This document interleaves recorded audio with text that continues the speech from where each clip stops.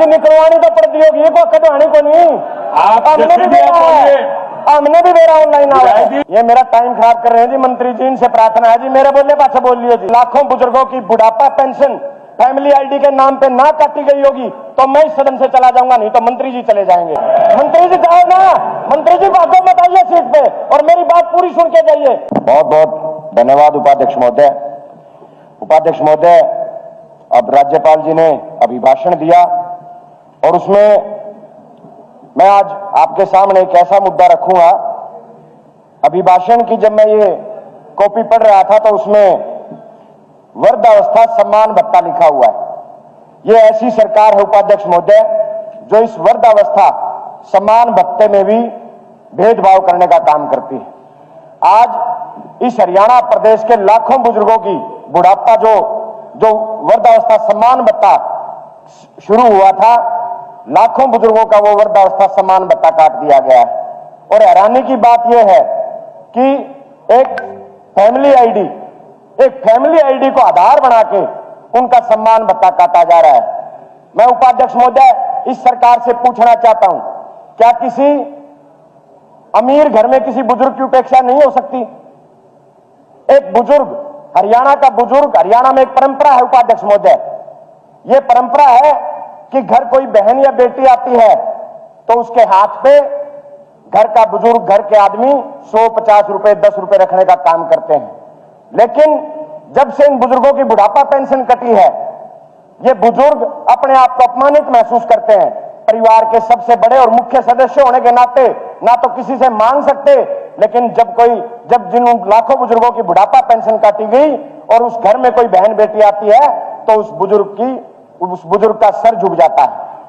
किसी परिवार में हमारी कोई दादी जो वृद्ध होती है वो बड़े फक्र से कहती है कि मैं अपनी बुढ़ापा पेंशन से अपने परिवार के लिए सब्जी लेके आती हूं।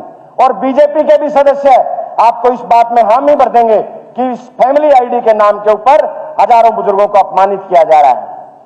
मैं आपसे प्रार्थना करना चाहता हूं, हरियाणा में बहुत सारे ऐसे गांव हैं जहां बैंक शाखाएं नहीं है और वहां से उन हजारों गांव के बुजुर्गों को दूसरे गांव में जाना पड़ता है बुढ़ापा पेंशन लेने के लिए। सुबह उपाध्यक्ष महोदय, सुबह से वो लाइन में लगते हैं और शाम तक लाइन में लगे रहते हैं अपनी बुढ़ापा पेंशन लेने के लिए।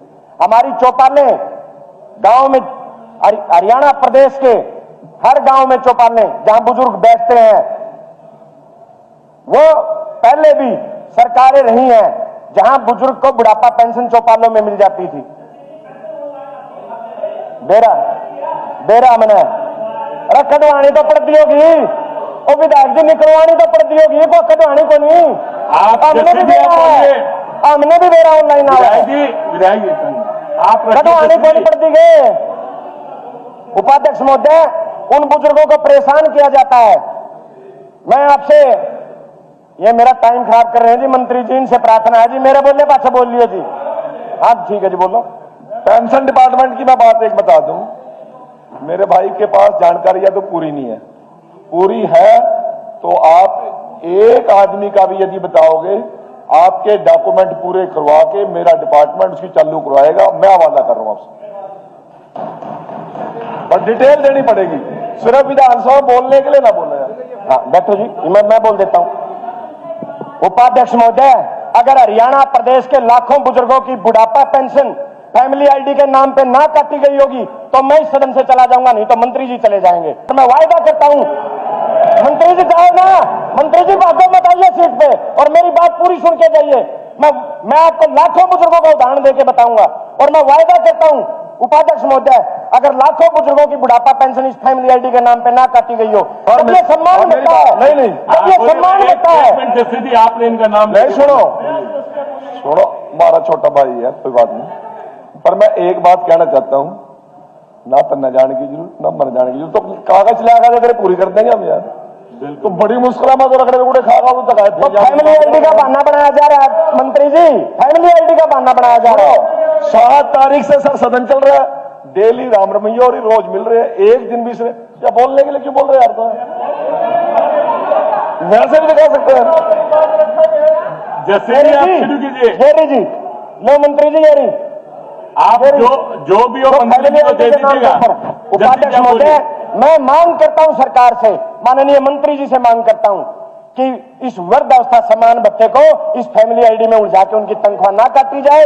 जो भी व्यक्ति हरियाणा प्रदेश में 60 साल का हो जाए उसको यह सम्मान भत्ता मिलना चाहिए।